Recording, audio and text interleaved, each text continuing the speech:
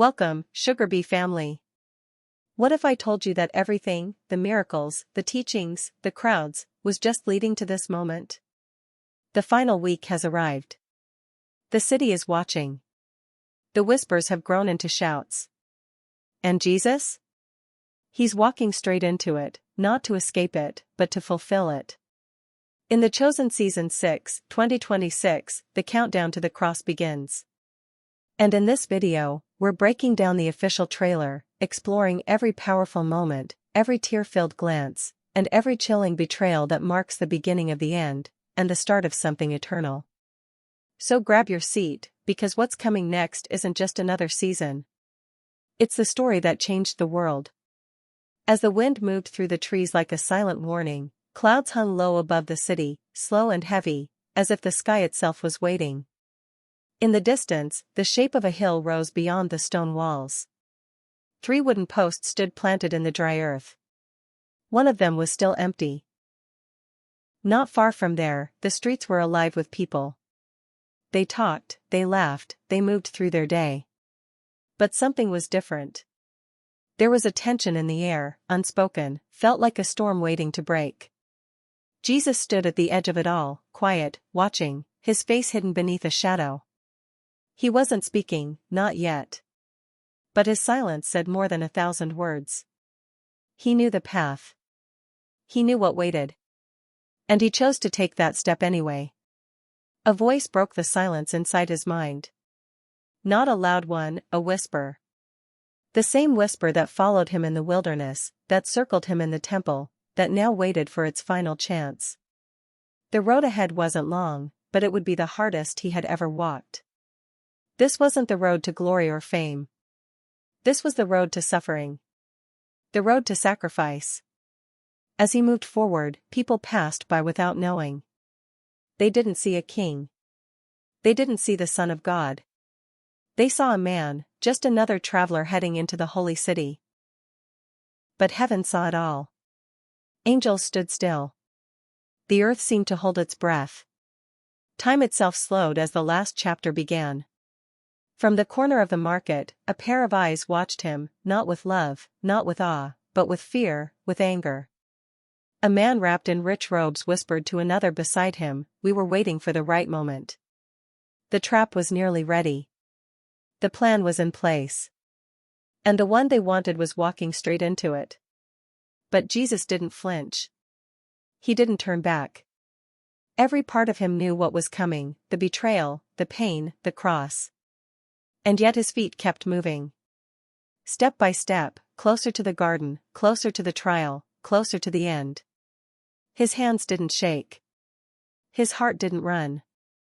He walked because love was stronger than fear.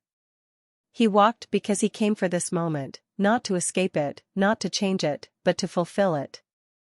The noise of the city faded as he passed through its gates.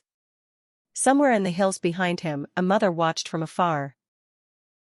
Somewhere in the streets ahead, a friend doubted. A traitor hesitated. A ruler struggled to sleep. And above them all, the sky grew darker, as if the sun itself couldn't bear to look at what was about to happen. This was not the beginning of a war, not a clash of armies. This was a quiet surrender. A peaceful king giving himself up. Not because he had to, but because he chose to. And as the city swallowed him whole, the countdown began. The final week. The final days. The final choice. He wasn't alone, but it felt like it. The streets were full. His disciples were near. People still called his name in the daylight, still followed him like curious shadows, still asked questions and hoped for miracles. But something had changed. The warmth in their eyes had cooled. The excitement had faded. The crowds no longer leaned in to listen. They leaned back, unsure, afraid to be too close. The man they once cheered for now made them uncomfortable. His words were harder. His face was more serious. He didn't talk about blessings anymore. He talked about death, his death. And those who knew him best had started to pull away. Not with their feet, but with their hearts. Peter still smiled, called him Lord, but looked over his shoulder more than he used to. James spoke less. Thomas kept his distance. And Judas had already made up his mind. He just hadn't walked away yet. Jesus noticed it all. Every glance. Every silence. Every half-finished sentence that trailed off into nothing. He didn't chase them. He didn't ask why. He understood. This road he was walking wasn't wide enough for crowds. It was narrow. Lonely. Made for one set of footprints. Still, there was sorrow in his steps. Not for himself, but for them. He knew what they didn't, that the time was almost gone. That their last meal together was coming. That their last night as brothers was closer than they thought. In the temple, the whispers grew louder. Not just from Pharisees now. From merchants, from priests, from everyday men who once nodded in respect and now crossed to the other side of the street. One voice had become many. The same phrase passed from mouth to mouth: "He's dangerous. He's not what we thought.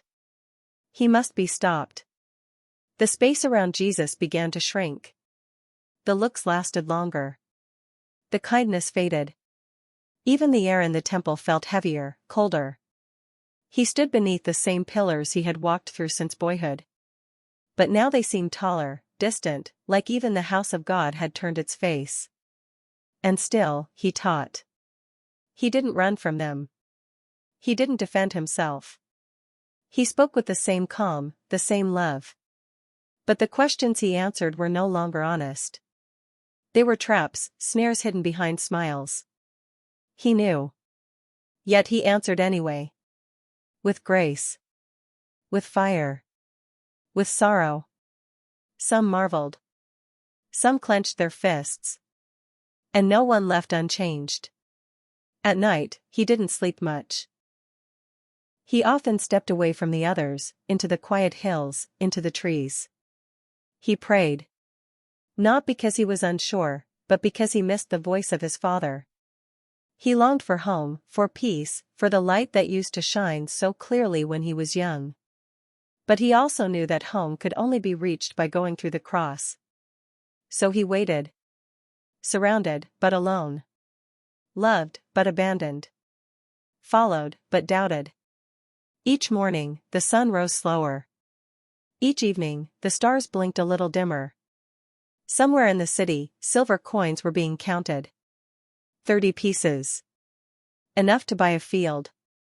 Enough to sell a savior. It didn't begin with a sword. It began with a sigh. Not the sound of war. Not the roar of armies. Just the quiet exhale of a man who had already made peace with his choice. Judas sat in a small room, fingers tapping the table, eyes empty. The coins were heavy in his pouch, but not heavier than the weight on his chest. 30 pieces. Enough to walk away. Enough to betray a friend. The deal had been made in secret, whispers in candlelight. The high priests didn't celebrate. They simply nodded, as if they had finally checked off the last name on a list. Judas sat alone. "That's when you'll find him," he said. The words didn't feel like his, but he said them, sealed with silence. Outside, the city was preparing for Passover. Families filled the streets. Lamps glowed from windows, but inside that upper room, something different filled the air. Not celebration, something colder. Jesus and his disciples gathered for a meal. But joy did not sit at that table. There was bread. There was wine. But there was also tension, thick and still.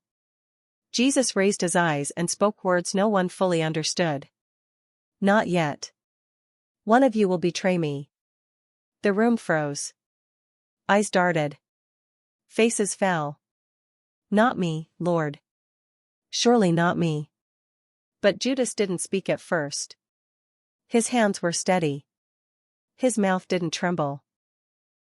Even when Jesus handed him a piece of bread and said, "What you're about to do, do quickly," Judas didn't blink. He stood. He left. The door shut behind him like the end of a chapter. The others didn't follow. They didn't ask. The silence in that room was louder than 1,000 voices. And Jesus just looked at them, each one.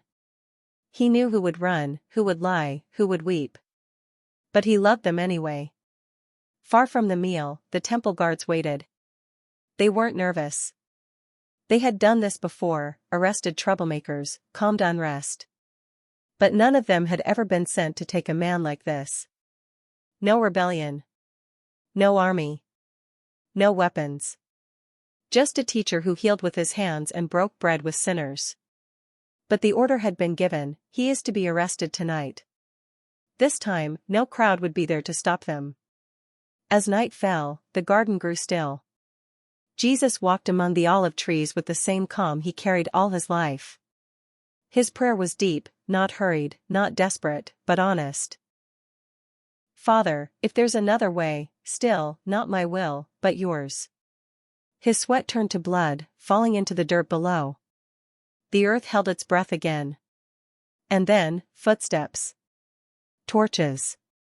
Metal. Voices calling his name. Judas at the front, leading the way. No longer hiding in shadows, he stepped forward and kissed Jesus on the cheek. That was the signal. That was the plan. A kiss to begin the arrest of the only truly innocent man the world has ever known. Jesus didn't resist. He didn't run. But Peter did. He drew his sword. He fought with fear, not faith. A servant fell. A shout rang out. But Jesus said, "No. Enough." And with a touch, he healed the wound. Even now. Even here. The guards took him, and the night swallowed them. The disciples scattered. Some hid. Some wept. And the stars above dimmed once more as heaven watched its king walk willingly into the hands of men. It wasn't just Jesus on trial that night. They all ran, but not to the same places. Some vanished into the alleyways of the city. Some wandered out to the hills, far from the sounds of shouting.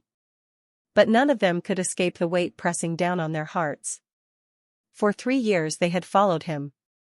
Believed in him. Watched the dead rise. The blind see. The storm obey. They had seen power. But now, they had only fear.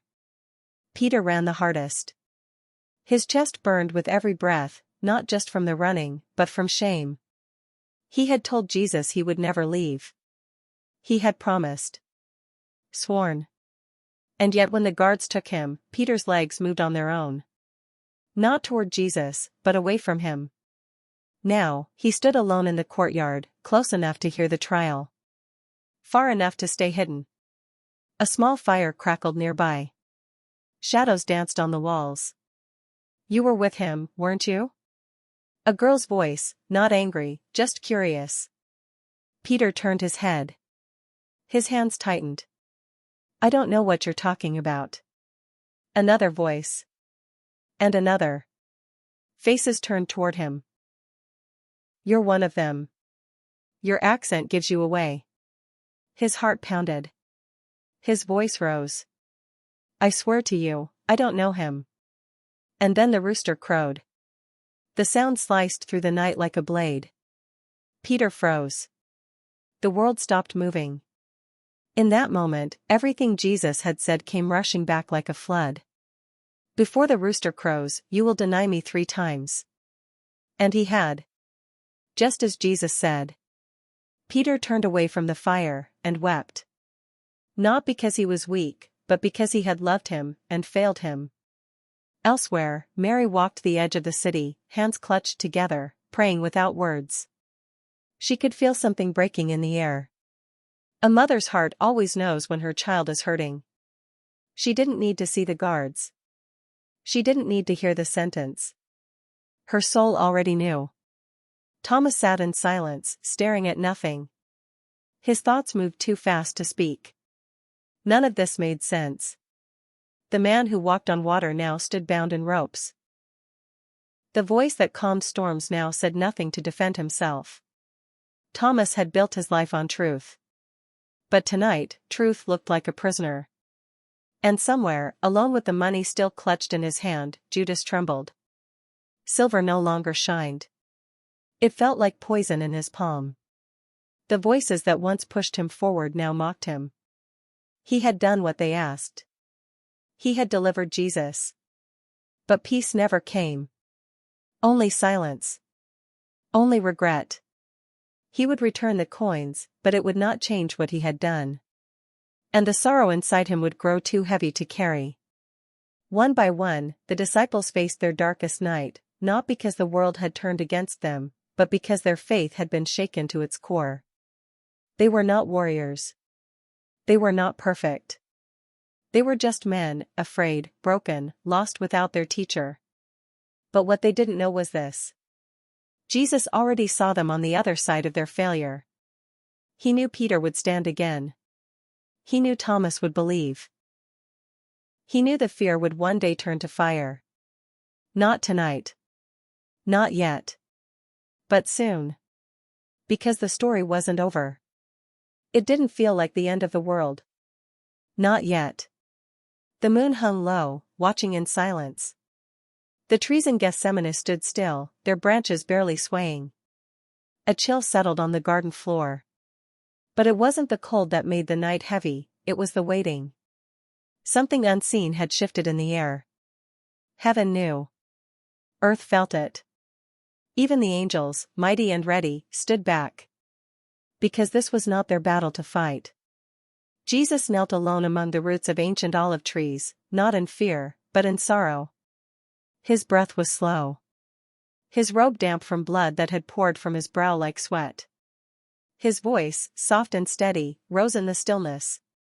Father, if there's any other way, let this cup pass from me. But there was no answer. Only silence.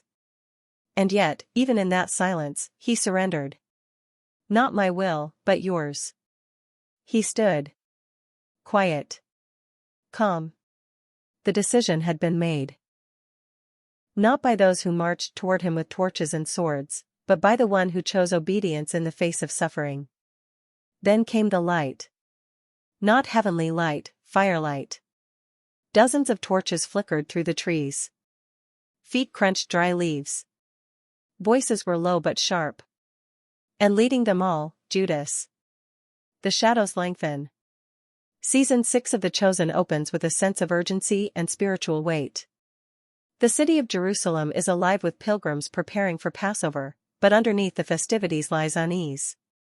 Jesus enters the city not as a political revolutionary, but as a peaceful king on a donkey, fulfilling prophecy and dividing opinions. The religious leaders grow more fearful and hostile, whispering of plots in stone courtyards while the people marvel at the miracles and teachings.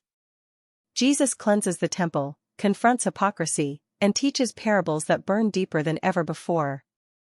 But the tension is not only external. Within the circle of his closest friends, doubt begins to crack the surface. Judas grows distant, eyes haunted by internal struggle, torn between love for his teacher and the false promise of change through political means. Peter becomes more assertive, clinging to the belief that the Messiah will overthrow Rome, even as Jesus speaks more often about death, sacrifice, and the kingdom not of this world. The trailer teases emotionally charged scenes, Jesus looking over the city with tears in his eyes, Judas alone with a pouch of silver, Peter vowing never to leave him, all set against the backdrop of a darkening sky and looming betrayal. The table and the garden. The middle section of the trailer shifts in tone, quieter, but more intimate and heartbreaking. We see Jesus sharing a final Passover meal with the 12. His words cut through the flickering candlelight, "One of you will betray me." The moment freezes. Eyes widen. Hearts race. Judas slips into the night, and the door closes like a final breath before the storm. From there, we are taken to the Garden of Gethsemane. The trailer builds tension with haunting visuals, Jesus kneeling under the weight of sorrow, his sweat like drops of blood, whispering, "Not my will, but yours be done." Meanwhile, torchlight flickers through the trees as soldiers approach.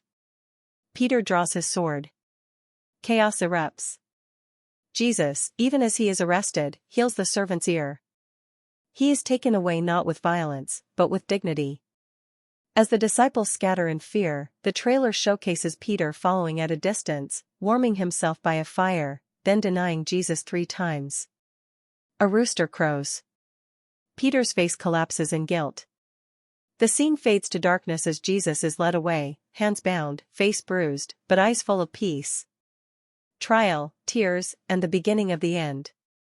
The final chapter of the trailer offers a flurry of scenes that preview the most harrowing and defining hours of Jesus' life. He is brought before Caiaphas, then Pilate. The trial is brutal, both in physical pain and public humiliation.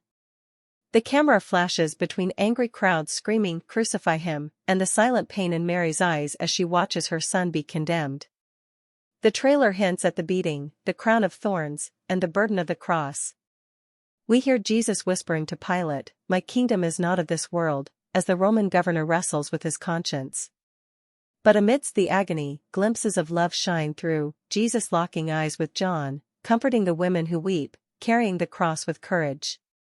The trailer ends with Jesus walking toward Golgotha, silhouetted by a stormy sky, as soft music swells. The final line spoken, "No one takes my life from me, I lay it down willingly." And so, as The Chosen Season 6 prepares to take us into the most powerful moments in the life of Jesus, we're not just watching history, we're being invited into the heart of the greatest story ever told. A story of betrayal and sacrifice, of courage in the face of cruelty, and love that never gave up, even when the world turned away. As the final days unfold on screen, The Chosen reminds us that this was never just about pain or death, it was about purpose. Jesus knew what was coming. He walked into it not with fear, but with love. So get ready, Sugar Bee family, because when Season 6 hits in 2026, we're not just witnessing an ending. We're standing at the doorway of eternity. If you felt the weight of this story and the power of what's coming, make sure to hit that like button, subscribe to Sugar Bee, and ring the bell so you don't miss a single update as we walk step by step through The Chosen's most emotional and unforgettable season yet. Until next time, stay inspired, stay grounded, and never forget, the story isn't over.